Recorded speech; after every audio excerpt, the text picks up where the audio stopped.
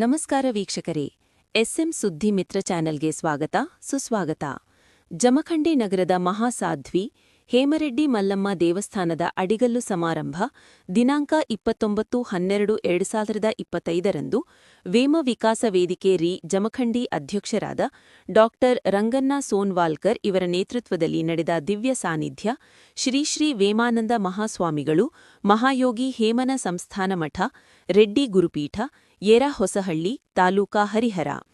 ಮಾನ್ಯ ಸಚಿವರಾದ ಕಾರ್ಯಕ್ರಮದ ಉದ್ಘಾಟಕರು ಶ್ರೀ ರಾಮಲಿಂಗಾರೆಡ್ಡಿ, ಮಾನ್ಯ ಸಾರಿಗೆ ಮತ್ತು ಮುಜರಾಯಿ ಸಚಿವರು ಕರ್ನಾಟಕ ಸರ್ಕಾರ, ನಾಡೋಜೆ ಶ್ರೀ ಜಗದೀಶ್ ಕುಡುಗುಂಟಿ, ಜಮಖಂಡಿ ಶಾಸಕರು ಜೆ.ಟಿ. ಪಾಟೀಲ್, ಬೀಳಗಿ ಶಾಸಕರು ಆನಂದ್ ಸಿ ನ್ಯಾಮಗೌಡ, ಮಾಜಿ ಶಾಸಕರು ಜಮಖಂಡಿ, ಹನುಮಂತ ಆರ್ ನಿರಾಣಿ, ವಿಧಾನ ಪರಿಷತ್ ಸದಸ್ಯರು ಬಾಗಲಕೋಟೆ, ಎಸ್.ಆರ್. ಪಾಟೀಲ್, ಮಾಜಿ ಸಚಿವರು ಬಾಗಲಕೋಟೆ, ಶ್ರೀಕಾಂತ್ ಕುಲಕರ್ಣಿ, ಮಾಜಿ ಶಾಸಕರು ಜಮಖಂಡಿ, ಇನ್ನುಳಿದ ಮಾಜಿ ಶಾಸಕರು ಹಾಗೂ ಎಲ್ಲ ಮುಖಂಡರು, ಸಮಾಜದ ಗುರು ಹಿರಿಯರು, ವೇಮ ವಿಕಾಸ ವೇದಿಕೆ ಸರ್ವ ಸದಸ್ಯರು, ಹೇಮರೆಡ್ಡಿ ಮಲ್ಲಮ್ಮ ಪತ್ತಿನ ಸಹಕಾರಿ ಸಂಘ ನಿಯಮಿತ ರೆಡ್ಡಿ ನೌಕರರ ಸಂಘ, ರಾಷ್ಟ್ರಕೂಟ ರೆಡ್ಡಿ ಪರಿವಾರ ಮತ್ತು ಹೇಮರೆಡ್ಡಿ ಮಲ್ಲಮ್ಮ ಮಹಿಳಾ ಮಂಡಲ ಜಮಖಂಡಿ ಎಲ್ಲ ರೆಡ್ಡಿ ಸಮಾಜದ ಗುರು ಹಿರಿಯರು ಮಹಾಸಾಧ್ವಿ ಹೇಮರೆಡ್ಡಿ ಮಲ್ಲಮ್ಮ ದೇವಸ್ಥಾನದ ಅಡಿಗಲ್ಲು ಸಮಾರಂಭಕ್ಕೆ ಸಾಕ್ಷಿಯಾದರು.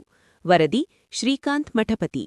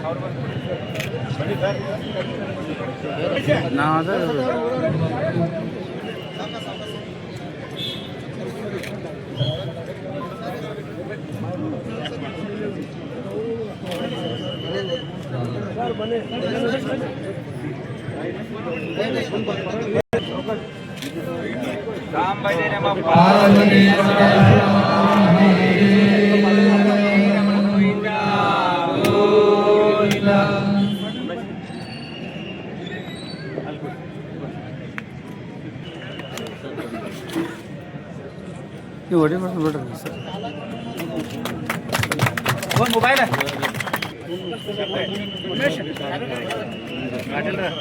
ಹಾಂ ಸ್ವಲ್ಪ ಮೊಬೈಲ್ ತಗೋರಿ ನಿಮ್ಗೆ ನಿಮ್ಮ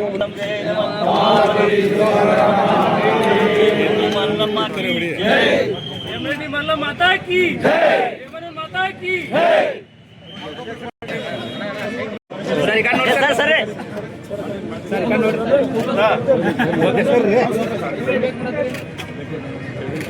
ಓಕೆ ಸರ್.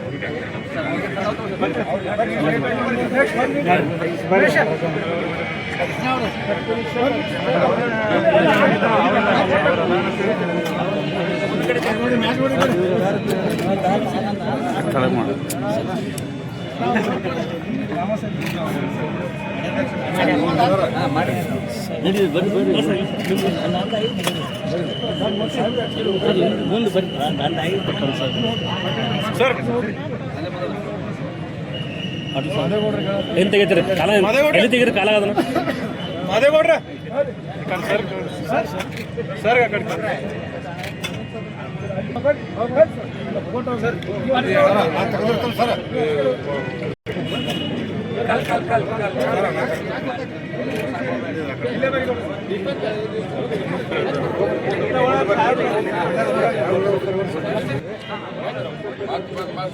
ಸರ್ ಅಲ್ಲಿ ನಡ್ರಿ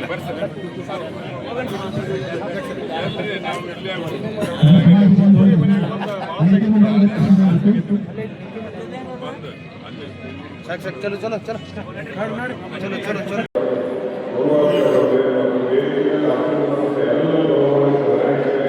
ಈ ಕಾರ್ಯಕ್ರಮಕ್ಕೆ ಜಮಖಂಡಿ ತಾಲೂಕುಗಳಿಂದ ನಾನಾ ಭಾಷೆಯ ಕಾರ್ಯಕ್ರಮದಿಂದ ಯಾವತ್ತೂ ಗುಂಪಿನ ಸಮಾಜದ ಹಿರಿಯರೇ ಸೌಮಾನಿಕರೇ ಮತ್ತು ಈ ಕಾರ್ಯಕ್ರಮದ ಸಾಕ್ಷೀಕರಿಸಬೇಕಾದಂಥ ಮಾಧ್ಯಮದ ಗೆಳೆಯರೇ ಹಾಗೂ ಪ್ರತ್ಯೇಕ ತಾಯಿಯರೇ ಮತ್ತು ನನ್ನ ಅತ್ತೆಯಲ್ಲಿ ಅಭಿಮಾನಿ ಸಮಾಜದ ಬಂಧುಗಳೇ ಸ್ನೇಹಿತರೆ ಸಹೋದರರೇ ಸಮಯ ಬಹಳ ಅರ್ಥವರಿಯಾಗಿದೆ ಕಾರ್ಯವಿದೆ. ನಾನು ಒಂದು ಔಪಚಾರಿಕವಾಗಿ 5 ನಿಮಿಷಕ್ಕೆ ಕಡಿಮೆ ಸಮಯ ಪೂರ್ವಕ ವಿಚಾರ ಮಾಡಿದ್ದೇನೆ.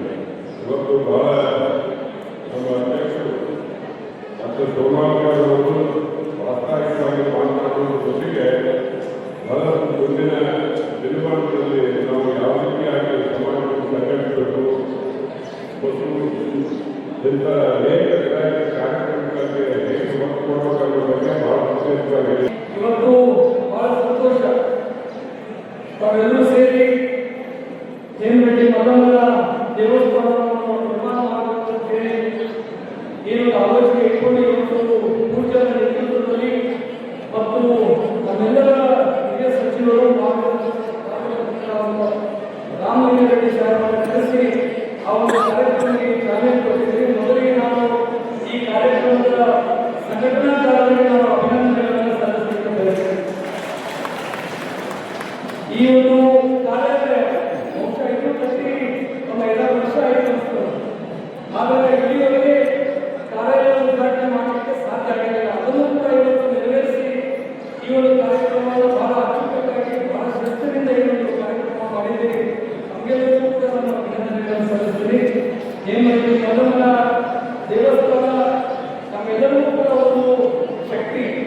ಯಾಕಂತಂದ್ರೆ ಪ್ರತಿಷ್ಠಾಪನೆ ಆದ ನಂತರ ಅವರೆಲ್ಲ ಗುರುಗಳು ಈ ಕಡೆ ತಂದೆ ಎಲ್ಲ ಮಹಿಳೆಯರು ಅವರೇನು ಬದುಕಿನ ಇಲ್ಲಿ ಅಗಾಧವಾದ ಸಾಧನೆಗಳನ್ನು ಈಗ ಸ್ವಲ್ಪ ಮಾಡಿಕೊಂಡ್ರೆ ಅಷ್ಟೊಂದು ಕಾರ್ಯಕ್ರಮ ಶ್ರಮಪಟ್ಟು ಕಾರ್ಯಕ್ರಮ ಮಾಡಿದ ಸಾರ್ಥಕ ಅನ್ನುವಂಥ ಮಾತನ್ನು ನಾನು ಹೇಳ್ತಾ ಇದ್ದೇನೆ. ಭೌತಿಕವಾಗಿ ಬಹಳಷ್ಟು ನೀವು ಅಡಿಗಲ್ ಸಮಾರಂಭಕ್ಕೆ ಈ ರೀತಿ ಒಳ್ಳೆ ಕಾರ್ಯಕ್ರಮ ಮಾಡಿದ್ದಾಗ್ತದೆ. ಭೌತಿಕವಾಗಿ ಮಂಡ್ಯ ಮುಂದಾಟಕ್ಕೆ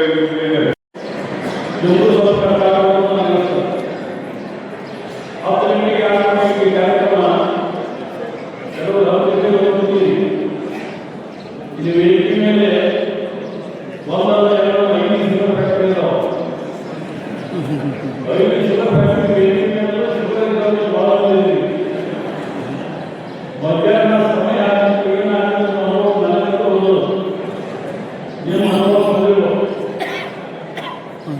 ಸಮಾಜ ಬಹಳ ಸ್ನೇಹಿತರು ರಾಜಕೀಯ ಎಲ್ಲರೂ ಒಂದಾಗಿ ಈ ಭಾಗದಲ್ಲಿ ಸಮಾಜದ ಬೇಕು ನಾನಿದ್ದಾಗ ನಾವೆಲ್ಲ ಸಹಿತ ಹೋಗಿ ಜಿಲ್ಲಾಧಿಕಾರಿಕೊಂಡು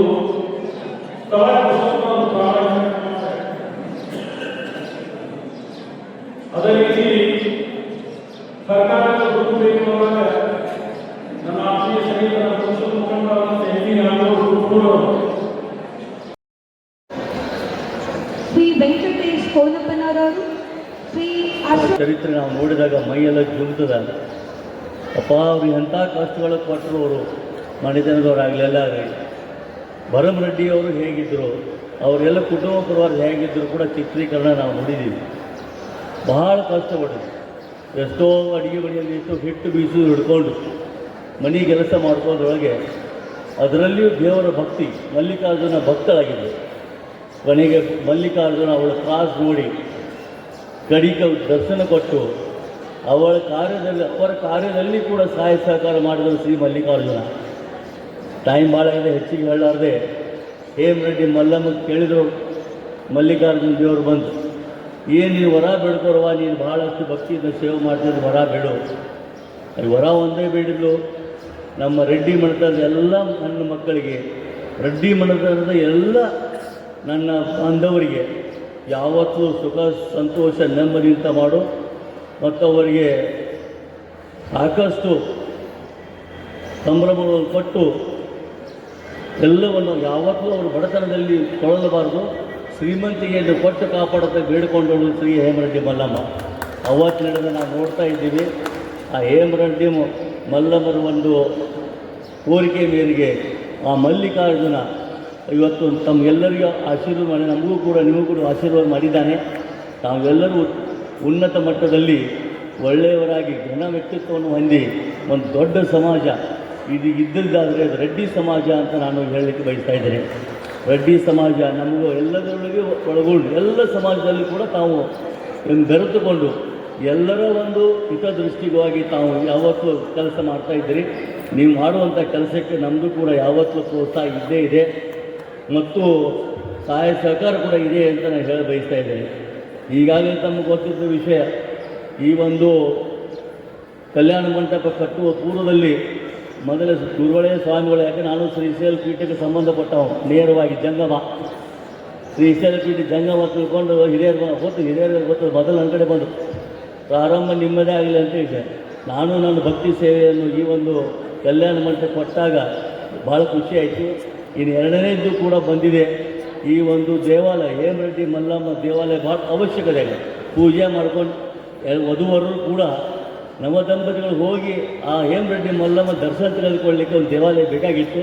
ಅದು ಇವತ್ತು ದೇವಾಲಯ ಇವತ್ತು ಆದಷ್ಟು ಬೇಗನೆ ಅದನ್ನು ನೆರವೇರಲಿ, ಅದನ್ನು ಎಲ್ಲರಿಗೂ ಉಪಯೋಗ ಆಗಲಿ ಅಂತ ಹೇಳಿ, ಎರಡನೇದಾಗಿ ನಾನೂ ಕೂಡ ಈ ದೇವಾಲಯಕ್ಕೆ ಸೇವೆ ಸಲ್ಲಿಸಲೇಬೇಕು.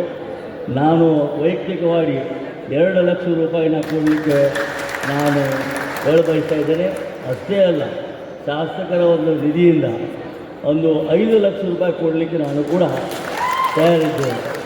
ಯಾಕಂದರೆ ಮಾಡುವಂಥ ಖರ್ಚು ನೀವು ನಿಮ್ಮ ಸ್ವಾರ್ಥಕ್ಕಾಗಿ ಮಾಡ್ತಾ ಇಲ್ಲ, ಎಲ್ಲ ಸಮಾಜದವರು ಕೂಡ ಇದು ಕೂಡ ಮಾಡ್ತಾ ಇದ್ದಾರೆ.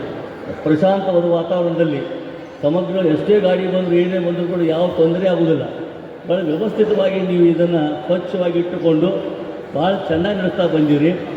ಇನ್ನೊಂದು ನಿಮಗೆ ಸಲಹೆ, ನಿಮ್ಮ ಆಡಳಿತ ಮಂಡಳಿ ಸಲಹೆ ಅಂದರೆ, ಲಗ್ನದ ಹೇಗೆ ನಡೆದು ಹೋಗ್ತದೆ, ಆದರೆ ಇಂಥ ಒಂದು ಸತ್ಸಂಗದಲ್ಲಿ, ಧಾರ್ಮಿಕ ಕಾರ್ಯಕ್ರಮದಲ್ಲಿ, ಆಧ್ಯಾತ್ಮಿಕ ತಳಹದಿಯಲ್ಲಿ ಜರುವಂಥ ಧಾರ್ಮಿಕ ಕಾರ್ಯಗಳಲ್ಲಿ ಭಾಷೆಗಳು ನಾವು ಮಾತಾಡುವಂಥ, ಯಾಕಂದರೆ ದೊಡ್ಡ ದೊಡ್ಡ ಮೌಲ್ಯಾಧಾರಿತ ಜೀವನದ ಮೌಲ್ಯಗಳನ್ನು ಹೇಳಲಿಕ್ಕೆ ಬಂದಿರ್ತಾರೆ. ಅಂಥವ್ರ ಮಾತು ನಾವು ಕೇಳಬೇಕಾಗ್ತದೆ. ಲಕ್ಷ ಕೊಟ್ಟು ಮಾತುಗಳು ಸರಿಯಾಗಿ ಕೇಳದೇ ಹೋದಲ್ಲಿ ನಾವು ಇಷ್ಟೆಲ್ಲ ಆರ್ಗನೈಸ್ ಮಾಡಿದ್ದು ವ್ಯರ್ಥನೆ. ಅದಕ್ಕೆ ಇದು ಏಕೋ ಆಗಲಾರ್ದಂಗೆ ಆದಷ್ಟು ಬೇಗ ಮೊದಲು ಇದಕ್ಕೆ ಆದ್ಯತೆ ಕೊಟ್ಟು ಏಕೋ ಆಗದೆ ಮಾಡಬೇಕು ಅಂತ ಹೊಚ್ಚ ಹೇಳ್ತಾ ಇದ್ದಾರೆ. ಹಿಂದಕ್ಕೂ ಹೇಳಿದ್ದೆ, ಈಗೂ ಹೇಳ್ತೇನೆ.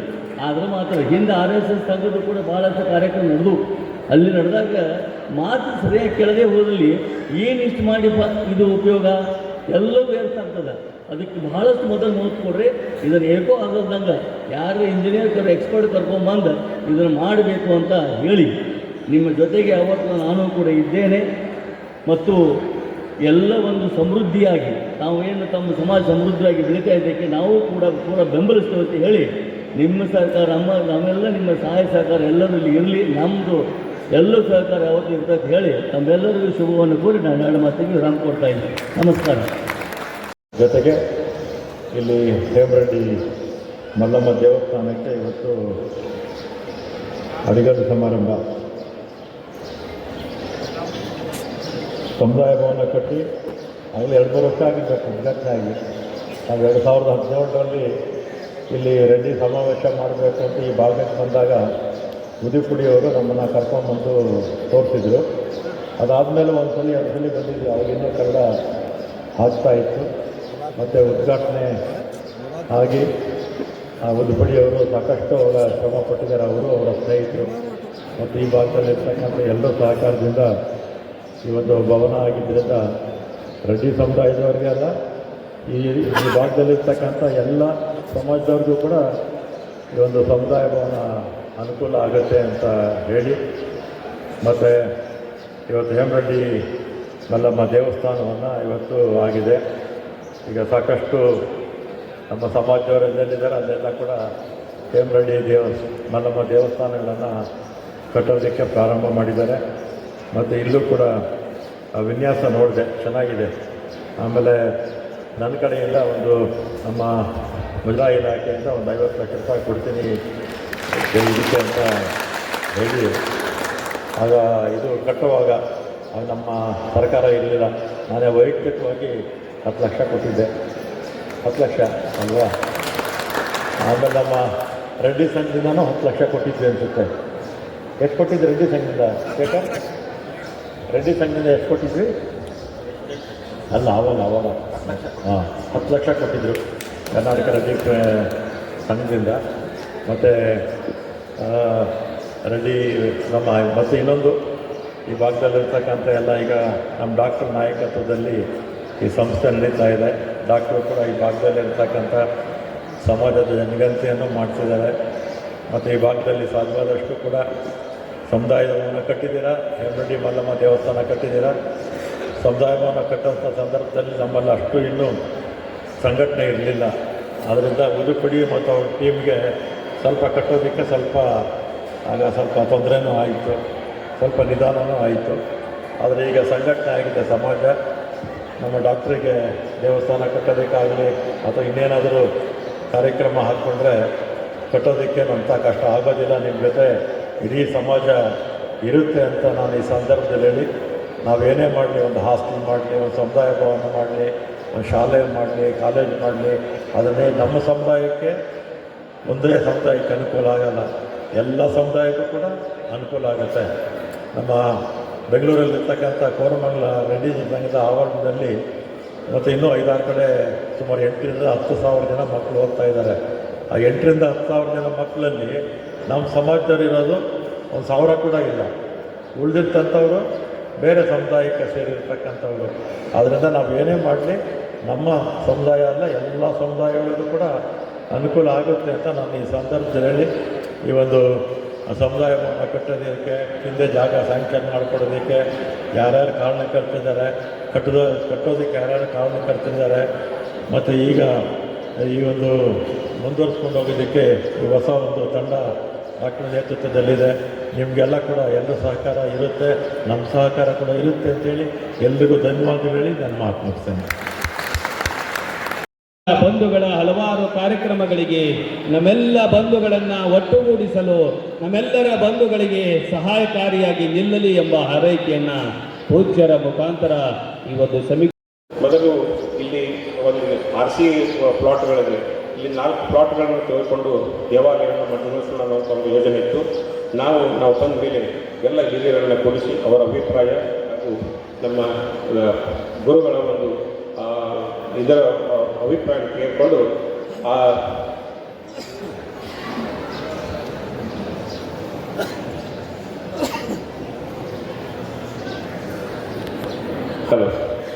ಅವರ ಒಂದು ಅಲ್ಲಿ ಪ್ಲಾಟ್ ತಗೊಳ್ಳೋಣ, ಅಲ್ಲಿ ಮಾಡೋಣ ಅನ್ನೋಂಥ ಒಂದು ಡಿಸೈಡ್ ಮಾಡಿದ್ವಿ. ಅದಕ್ಕೆ ಕಾರಣ ಇಷ್ಟೇ, ಅಕಸ್ಮಾತ್ ನಾವು ಗುಡಿ ಒಳಗೆ ಕಟ್ಟಿದ್ವಿ ಅಂದ್ರೆ ಈ ಮಂಗಲ ಕಾರ್ಯಾಲಯಕ್ಕೆ ಯಾರು ಅಕ್ಕಿ ಕಾಳಗೆ ಬರ್ತಾರೆ ಅವರಷ್ಟ ಗುಡಿಗೆ ಹೋಗ್ತಾರೆ, ನಮ್ಮ ಸಮುದಾಯದವರಷ್ಟೇ ಹೋಗ್ಬೋದು. ಅದನ್ನೇ ಗುಡಿ ನಾವು ಈ ರೋಡಿಗೆ ಕಟ್ಟಿದ್ವಿ ಅಂತಂದ್ರೆ ಈ ರೋಡಿನಲ್ಲಿ ಅಡ್ಡಾಡುವಂಥ ಪ್ರತಿಯೊಬ್ಬರು ಆ ಗುಡಿಗೆ ನಮಸ್ಕಾರ ಮಾಡಿ ಹೋಗ್ತಾರೆ ಅನ್ನೋಂಥ ಉದ್ದೇಶ. ಪ್ಲಸ್ ಈ ರೋಡಿನಲ್ಲಿ ಮುಂದಿರುವಂಥ ಹಳ್ಳಿಗಳಲ್ಲಿ ನಮ್ಮ ಸಮುದಾಯದ ಜನರು ಭಾಳ ಇದ್ದಾರೆ. ಕುಂಚನೂರು, ಜಕನೂರು, ಕುಂದಗುಂಡಿ, ಮುಂಡಗನೂರು, ಕೋಲೂರು, ರಬಕವಿ, ಲಿಂಗನೂರು ಎಲ್ಲ ನಮ್ಮ ಸಮುದಾಯವರು ಹೆಚ್ಚಿರುವಂಥ ಜನಸಂಖ್ಯೆ ಒಂದು ಊರುಗಳು. ಅವರೆಲ್ಲರೂ ಇಲ್ಲಿ ಹಾಗೆ ಹೋಗ್ತಾರೆ, ನಮಸ್ಕಾರ ಮಾಡ್ತಾರೆ, ನಮ್ಮ ಮಲ್ಲಮ್ಮನ ಒಂದು ದರ್ಶನವನ್ನು ಪಡಿತಾರೆ. ಪ್ಲಸ್ ಬೇರೆ ಸಮುದಾಯದವರು ಕೂಡ ಪಡೀಲಿಕ್ಕೆ ಸಾಧ್ಯವಾಗ್ತದೆ ಅನ್ನೋ ಉದ್ದೇಶದಿಂದ ಅಲ್ಲಿ ಒಂದು ನಿವೇಶನವನ್ನು ಫಿಕ್ಸ್ ಮಾಡಿ ಈ ಇವತ್ತು ಅಡಿಗಲ್ಲು ಸಮಾರಂಭಕ್ಕೆ ಚಾಲನೆಯನ್ನು ಕೊಡ್ತಾವೆ, ಅಡಿಗಲ್ಲು ಸಮಾರಂಭವನ್ನು ಮಾಡ್ತಾ ಇದ್ದೀವಿ. ಅಡಿಗಲ್ಲು ಸಮಾರಂಭ ಆಯಿತು, ಅದಕ್ಕೆ ಇವತ್ತು ಮಲ್ಲಮ್ಮನ ಗುಡಿಯನ್ನು ಕಟ್ಟುವ ಯೋಜನೆಯೂ ಆಯಿತು. ಬಟ್ ಇದಕ್ಕೆ ಹಣವನ್ನು ಯಾಕೆ ಕೊಡಿಸ್ಬೇಕು ಅನ್ನೋದೊಂದು ದೊಡ್ಡ ಪ್ರಶ್ನೆ. ನೀವು ಯಾರಾದರೂ ಒಬ್ಬರ ಮನೆಗೆ ಈಗ ಏನಾದರೂ ಈ ಹಣ ಕೇಳಕ್ಕೆ ಹೋದ್ರಂದ್ರೆ ಒಂದು 5-6 ಹಿರಿಯರು ನಮ್ಮ ಮನೆಗೆ ಬಂದ್ರಂದ್ರೆ ಬಂದ ಕೂಡಲೇ ಖುಷಿ ಆಗ್ತೈತೆ, ಎಲ್ಲ ಹಿರಿಯರು ಕೂಡ ಬಂದಾಗ್ತೀವಿ, ಕರೆಕ್ಟ್ ಚಹಾ ಕೊಡಿಸ್ತೀವಿ. ಅವರೆಲ್ಲ ಚಹಾ ಕುಡಿದ್ಮೇಲೆ ಒಂದು ಪ್ರಸ್ತಾವನೆ ಇರ್ತಾರೆ, ಇಲ್ಲ ನಾವೊಂದು ಮಂಗಲ ಕಾರ್ಯಾಲಯ ಕಟ್ಟಾಕ್ತೀವಿ, ಗುಡಿ ಕಟ್ಟಾಕತ್ತೀವಿ, ನಿಮ್ಮಿಂದ 1 ಲಕ್ಷ 2 ಲಕ್ಷ ನಿರೀಕ್ಷೆ ಮಾಡ್ತೀವಿ ಅಂತ ಹೇಳಿದ್ರಂದ್ರೆ ಅವ್ರ ಮುಖ ಕಲರ್ ಬಣ್ಣ ಚೇಂಜ್ ಆಗಿಬಿಡ್ತೀವಿ. ಯಾಕಪ್ಪ ಇವ್ರ ಚಹಾ ಕುಡಿಸಿದ್ನಪ್ಪ ಅನ್ನುವಂಥದ್ದು. ಅವರು ಮೋಸ್ಟ್ಲಿ 95% ಮಂದಿ ಇಮಿಡಿಯೇಟ್ ಯಾರೂ ಕೊಡಲ್ಲ, ಎಲ್ಲೋ 5-10% ಕೇರಳವಾಗಿ ದಾವಣಗೆರೆ ರಾಘವೇಂದ್ರ ಸಾಹೇಬ್ರಂಥವ್ರು, ರೆಡ್ಡಿ ಜನ್ಸಂಗ್ನವರು, ಕುಡುಗುಂಟೆ ಸಾಹೇಬ್ರಂಥವ್ರು ಕೆಲವು ಜನ ಇರ್ತಾರೆ, ಕೊಟ್ಟೆ ಕೊಡ್ತಾರೆ. ಬಟ್ ಆದರೆ ಭಾಳಷ್ಟು ಜನ ಒಪ್ಪೋದಿಲ್ಲ, ಯೋಚನೆ ಮಾಡಿ ಹೇಳ್ತೀರ ಅಂತ ಹೇಳ್ತಾರೆ. ಮರುದಿವ್ಸ ನೀವು ಫೋನ್ ಮಾಡಕತ್ತೀರಂದ್ರೆ ಅವ್ರು ನಿಮ್ಮ ಫೋನೇ ಎತ್ತಂಗಿಲ್ಲ. ನೀವು ಬೇರೆ ಕಾರಣಕ್ಕೆ ಫೋನ್ ಮಾಡಿದ್ರು ಅದಕ್ಕೆ ಫೋನ್ ಮಾಡಿ ತಿಳ್ಕೊಂಡು ಅವ್ರು ಫೋನೇ ಎತ್ತೋದು ಬಿಟ್ಬಿಡ್ತಾರೆ. ಅದಕ್ಕೆ ಆ ಒಂದು ಸನ್ನಿವೇಶ ಕ್ರಿಯೇಟ್ ಆಗಬಾರ್ದು ಅನ್ನೋ ಒಂದು ಯೋಚನೆಯಿಂದ ನಾವೊಂದು ಪ್ಲ್ಯಾನನ್ನು ಯೋಚನೆ ಮಾಡಿದ್ದೀವಿ. ಅದೇನಂತಂದ್ರೆ ನಾವು ಈ ಸಮೀಕ್ಷೆ ಮಾಡಿದ ಪ್ರಕಾರ ಈ ಒಂದು ನಮ್ಮ ಪ್ರತಿಯೊಂದು ಚಿಕ್ಕ ಮಕ್ಕಳನ್ನ ಹಿಡ್ಕೊಂಡು ಎಲ್ಲರನ್ನೂ ಸಮೀಕ್ಷೆ ಮಾಡಿದ್ವಿ. ಅದರ ಪ್ರಕಾರ ಈ ನಮ್ಮ ಜಮಖಂಡಿ ತಾಲೂಕಿನ ಸುತ್ತಮುತ್ತಲಿನ ಹಳ್ಳಿಗಳಲ್ಲಿ ನಮ್ಮ ರೆಡ್ಡಿ ಸಮುದಾಯದಲ್ಲಿರುವುದು 11,787 ಮಂದಿ. 11,787 ಜನರು ನಾವಿದ್ದೀವಿ ಈ ಜಮಖಂಡಿ ಸುತ್ತಮುತ್ತ ನಮ್ಮ ಸಮೀಕ್ಷೆ ಪ್ರಕಾರ. ಅದಕ್ಕೆ ನಾನು ತಮ್ಮೆಲ್ಲರೂ ಕೇಳೋದೇನೆಂದ್ರೆ, ಒಬ್ಬ ಮನುಷ್ಯನಿಂದ 1,000 ರೂಪಾಯಿ ಕೊಟ್ಟರೆ ಸಾಕು. ಈಗ ನಮ್ಮೆಲ್ಲೊಳಗೆ 4 ಜನ ಅದಾರಂದ್ರೆ ನಮಗೆ 4,000 ರೂಪಾಯಿ ಕೊಡ್ರಿ. ತಂದೆ ತಾಯಿ 2 ಮಕ್ಕಳು ಅದಾರಂದ್ರೆ ಎಲ್ಲರಿಗೂ 1,000 ರೂಪಾಯಿ. ಈ 1,000 ರೂಪಾಯಿ ನಾಮಕರಣದ ಮಗು ಮಾಡಿದ ಮಗುನ ಹಿಡ್ಕೊಂಡು 2 ತಿಂಗಳ ಮಗು ನಾಮಕರಣ ಮಾಡಿದ್ವಿ ಅಂದ್ರೆ ಅದಕ್ಕೆ 1,000 ರೂಪಾಯಿ ಕೊಡಬೇಕು. ಮುಂದೆ ಆ ಮಗುವಿಗೆ ದೇವಸ್ಥಾನಕ್ಕೆ ಬಂದೇ ಬರ್ತದೆ. ಪ್ರತಿಯೊಬ್ಬರಿಂದಲೂ 1,000 ರೂಪಾಯಿ ಹಣ. ಅಂದರೆ ಈ ಗುಡಿ ನಾನು ಕಟ್ಟೀನಿ, ನಾ ಕಳಸ ಕುಡಿಸೀನಿ, ನಾ ಮುದ್ದೆ ಮಾಡಿಸೀನಿ ಅನ್ನೋದು ಬೇಡ್ರಿ, ಇದನ್ನು ನಾವೆಲ್ಲರೂ ಕೂಡಿ ಕಟ್ಟಿದ್ದೀವಿ, ಇದೆಲ್ಲ ನಮ್ಮ ದೇವಸ್ಥಾನ ಅನ್ನೋಂಥ ಭಾವನೆ ಪ್ರತಿಯೊಬ್ಬರಿಗೆ ಬರಬೇಕು. ಅದರ ಸಲುವಾಗಿ ನಾನು ಯಾರಿಗೂ ನೀವು 1 ಲಕ್ಷ ಕೊಡ್ರಿ, 2 ಲಕ್ಷ ಕೊಡ್ರಿ, 50,000 ಕೊಡ್ರಿ ಅಂಥೇಳಿ ನಿಮ್ಮ ಮುಖ ಇಷ್ಟ ಮಾಡೋಕ್ಕೆ ಇಷ್ಟಪಡೋದಿಲ್ಲ. ಪ್ರತಿಯೊಬ್ಬರು 1,000 ರೂಪಾಯಿ ಕೊಡಬೇಕು ಮನೆಯಿಂದ, ಪ್ರತಿ ಕರೆಗೆ. ಇದು ನೀವೆಲ್ಲರೂ ಕೊಡೋಕ್ಕೆ ತಯಾರಿದ್ದೀರಿ? ಎಲ್ಲರೂ ಕೊಡ್ತೀರಿ? ನಿಮ್ಮ ಮನ್ಯಾಗ 2 ಇದ್ರೆ 2,000 ರೂಪಾಯಿ, 10 ಮಂದಿ ಇದ್ರೆ 10,000 ರೂಪಾಯಿ ಮಗುವನ್ನು ಹಿಡ್ಕೊಂಡು. ಅಕಸ್ಮಾತ್ ಇದನ್ನು ನೀವು ಕೊಟ್ಟರಂದ್ರೆ ನಮ್ದು 1,17 ಲಕ್ಷ ರೂಪಾಯಿ ಜಮಾ ಆಗ್ತೈತೆ.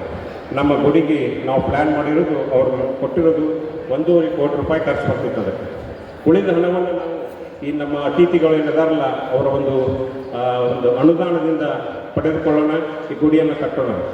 ಇದನ್ನು ನೀವು ಮಾಡೋಕ್ಕೆ ಇದು 1,000 ರೂಪಾಯಿ ಕೊಡೋಕೆ ನಿಮಗೆ ಟೈಮ್ ಎಷ್ಟು ಬೇಕು? ಎಷ್ಟು ಟೈಮಲ್ಲಿ ನೀವು ಕೊಡ್ತೀರಿ? ಇದೊಂದು ನನ್ನ ಪ್ರಶ್ನೆ ತಮಗೆಲ್ಲರಿಗೂ.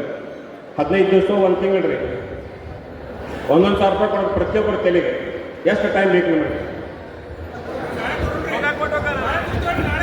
ನಾಳೆ ರೀ, ಆಯ್ತು, ನಾನು ನಿಮ್ಗೆ 2 ತಿಂಗಳು ಟೈಮ್ ಕೊಡ್ತೀವಿ. ಇವತ್ತು ಈ ನಮ್ಮ ಮಂಗಲ ಕಾರ್ಯಕ್ರಮದಲ್ಲಿ 12 ರೂಮ್ಗಳಲ್ಲ, 12 ರೂಮ್ಗಳನ್ನು ಸುಸಜ್ಜಿತಗೊಳಿಸಬೇಕು ಅಂತೇಳಿ ಯೋಜನೆಯನ್ನು ಹಾಕೊಂಡು ಈಗಾಗಲೇ ಅದಕ್ಕೆ ಚಾಲನೆಯನ್ನು ಕೊಟ್ಟು ಈ 2 ರೂಮ್ಗಳನ್ನು ನಾವು ಈಗಾಗಲೇ ಫರ್ನಿಷ್ ಮಾಡಿಸಿದ್ದೀವಿ. 2 ರೂಮ್ಗಳಲ್ಲಿ ಮುಂದಿನ ತಿಂಗಳು ಅಂದ್ರೆ AC ಆಗ್ತವೆ. ಈ 2 ರೂಮ್ಗಳನ್ನ ಇನ್ನೂ ಫರ್ನಿಷ್ ಮಾಡಿಸಿ AC ಮಾಡ್ತಾ ಇದ್ದೀವಿ. ಕೆಳಗೆ 4 ರೂಮ್ಗಳಲ್ಲಿ ಫರ್ನಿಷ್ AC ರೂಮ್ ಇರ್ತವೆ, ಮೇಲೆ 8 ರೂಮ್ ಅದಾವೆ. 8 ರೂಮ್ಗಳನ್ನು ನಾವು ಸುಸಜ್ಜಿತಗೊಳಿಸಿದ್ವಿ ಅಂದರೆ ಇಲ್ಲಿ ಮದುವೆ ಮಾಡೋಕ್ಕೆ ಯಾರು ಬರ್ತಾರಲ್ಲ ಅವ್ರಿಗೆ ಯಾರಿಗೂ ಹೊರಗೆ ಯಾವುದೇ ವ್ಯವಸ್ಥೆ ಬರೋಂಗಿಲ್ಲ. ಇಲ್ಲಿ ಸುಸಜ್ಜಿತವಾದಂಥ ಒಂದು 12 ಕೊಠಡಿಗಳು ಸಿಗ್ತಾವೆ. ಆ ಮದುವೆಗೆ ಬಂದವರು ಎಲ್ಲರಿಗೂ ಈಗ ಅನುಕೂಲ ಆಗುತ್ತೆ ಅನ್ನೋ ಉದ್ದೇಶದಿಂದ ಅವನ್ನು ಫರ್ನಿಷ್ ಮಾಡುವಂಥ ಯೋಜನೆಯನ್ನು ಹಾಕ್ಕೊಂಡಿದ್ದೀವಿ. ಅದರ ಜೊತೆಗೆ ಈ ಒಂದು ಕಿಚನ್ನಲ್ಲಿ ಕೆಲವೊಂದು ಸಲಕರಣೆಗಳನ್ನು ಕೂಡ ನಾವು ಕೂಡಿಸಬೇಕಾಗಿದೆ. ಪ್ಲಸ್ ಇದನ್ನು POP ಮಾಡಿಸಿ ಸ್ವಲ್ಪ ಇಕೋ ಆಗ್ತದೆ, ತಮಗೆ ಅದರ ಫೀಲ್ ಆಗ್ತಿರ್ಬೋದು. ಈಗ ಆ ಇಕೋ ಕಡಿಮೆ ಮಾಡಬೇಕು, ಆಮೇಲೆ POP ಮಾಡಬೇಕು ಅನ್ನೋಂಥ ಯೋಜನೆಗಳು ಹಾಕಿದ್ವಿ. ಈ ನಮ್ಮ ಅವಧಿ ಮುಗಿಯೋದರಲ್ಲಿ ಅದನ್ನು ನಾವು ಕಂಪ್ಲೀಟ್ ಮಾಡ್ತೀವಿ ಅನ್ನೋ ಮಾತನ್ನು ನಾನು ತಮ್ಮೆಲ್ಲರಿಗೆ ಹೇಳಲಿಕ್ಕೆ ಇಷ್ಟಪಡ್ತೇನೆ. ಇದು ಮೊದಲನೇ. ಇನ್ನು ನಮ್ಮ 2ನೇ ಗೋಲ್ ಸೆಟ್ ಮಾಡ್ಕೊಟ್ಟಿರೋದು ಏನಂದ್ರೆ ಸಂಘಟನೆ. ಮೊದಲು ನಾವು ಸಂಘಟಿತರಾಗೋಣ ಅಂದರೆ ನಮಗೆಲ್ಲ ಮಾಡೋಕ್ಕೆ ಈಸಿ ಆಗ್ತೈತಿ. ಆ ಒಂದು ದಿಶೆಯಲ್ಲಿ ನಾವು ಕಾರ್ಯಪ್ರವೃತ್ತವಾಗಿ 1.5 ತಿಂಗಳ ಹಿಂದೆ ಇದನ್ನೇನು ಪ್ಲ್ಯಾನ್ ಮಾಡಿದ್ವಿ, ನಾವು ಸಂಘಟಿತರಾಗೋಣ. ನಮ್ಮ ಜಮಖಂಡಿ ತಾಲೂಕಿನಲ್ಲಿ ಎಷ್ಟು ಹಳ್ಳಿಗಳದಾವ, ಪ್ರತಿಯೊಂದು ಹಳ್ಳಿಯಲ್ಲಿ ಪ್ರತಿಯೊಂದು ಮನೆಯನ್ನು ನಾವು ರೀಚ್ ಆಗಬೇಕು. ಅದಕ್ಕೆ ಏನು ಮಾಡೋಣ ಅಂತ ಯೋಚನೆ ಮಾಡಿ ನಾವು ಪ್ರತಿಯೊಂದು ಊರಿನಲ್ಲಿ ಒಂದೊಂದು ಬ್ರಿಗೇಡನ್ನು ಪ್ರಾರಂಭ ಮಾಡಿದ್ವಿ. ಯಾವ ಊರಲ್ಲಿ 200 ಮನೆಗಳಿದಾವಲ್ಲ ಅಲ್ಲಿ 20 ಹುಡುಗರ ಒಂದು ಯುವ ಬ್ರಿಗೇಡು, ಒಂದು ಯುವಕರ ಒಂದು ದೊಡ್ಡ ನಮ್ಮ ಸಮುದಾಯದ ಬ್ರಿಗೇಡು. ಯಾವ ಊರಲ್ಲಿ 10 ಮನೆಗಳಿದಾವಲ್ಲ ಅಲ್ಲಿ 10 ಜನರ ಒಂದು ಬ್ರಿಗೇಡು. 10 ಒಬ್ಬ ಮನುಷ್ಯನಿಗೆ ಒಬ್ಬ ಹುಡುಗನಿಗೆ 10 ಮನೆಗಳನ್ನು ಕವರ್ ಮಾಡಬೇಕು. ಅದೊಂದು ಪ್ರಾರಂಭಿಕವಾಗಿ ಅವ್ರಿಗೊಂದು ಹೋಮ್ವರ್ಕ್ ಕೊಟ್ಟರೆ ಅದೇನಂತಂದ್ರೆ ಜನಗಣತಿಯನ್ನು ಮಾಡಲಿಕ್ಕೆ ಕೈಗೊಂಡಿವಿ.